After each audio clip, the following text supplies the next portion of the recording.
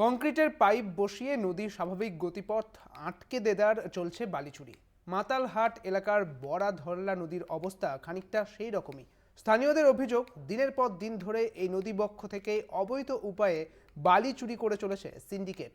তাতে মদদ দিচ্ছে বেশ কিছু প্রশাসনিক কর্তা এবং ব্যক্তিরাও।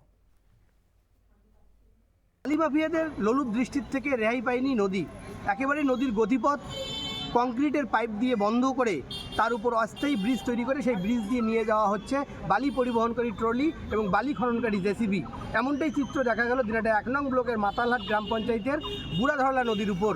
গ্রামবাসীদের অভিযোগ, বেশ কিছুদিন ধরে বালি মাফিয়ারা এই নদীর গতিপথ অবরুদ্ধ করে সেই নদীর থেকে দেদার বালি তুলছে এবং সেই বালি সাপ্লাই হচ্ছে দিনাটা শহর সংলগ্ন একাধিক এলাকার নতুন ভবন থেকে শুরু করে নতুন বাড়ি নির্মাণের কাজে।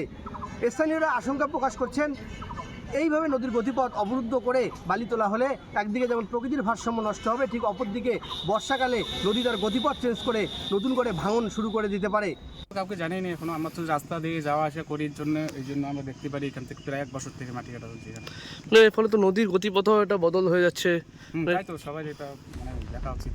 স্থানীয়রা আরও জানিয়েছেন, দ্রুত বালিচুরি বন্ধ না করা হলে গতিপথ হারাবে প্রবাহমান বুড়াধরলা নদী।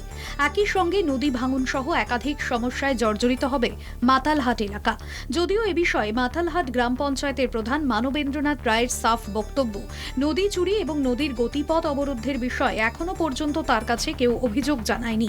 যদি কেউ অভিযোগ জানান তাহলে তিনি বিষয়টি দেখবেন। অপরদিকে দিনহাটা 1 নম্বর ব্লক রেভিনিউ অফিসার সনদ রায় নদী চুরি এবং বালি চুরির বিষয়টি স্বীকার করে নিয়ে জানান, এর আগেও ভূমি সংস্কার দফতরের তরফ থেকে একাধিকবার অভিযোগের ভিত্তিতে সেই সব জায়গায় অভিযান চালানো হয়েছিল। বেশ কিছু জেসিবি, ট্রাক্টর, ট্রলি বাজেয়াপ্ত করা হয়েছিল, এফআইআর করা হয়েছিল বেশ কিছু জনের নামেও। তবে তারাও কিন্তু পাল্টা অভিযোগ তুলছে গ্রামবাসীদের দিকে বা স্থানীয়দের দিকে। তাদের অভিযোগ, তারা যখনই কোনো অভিযোগের ভিত্তিতে সেখানে যাচ্ছে, যাওয়ার আগেই বিশেষ কিছু যোগাযোগের ভিত্তিতে সেই বালি মাফিয়ারা কিন্তু সেখান থেকে চম্পট দিচ্ছে। আর এভাবেই কিন্তু দেদারছে চুরি হচ্ছে বালি। দিনহাটা থেকে কলকাতা টিভির জন্য রবিউল হোসেনের রিপোর্ট।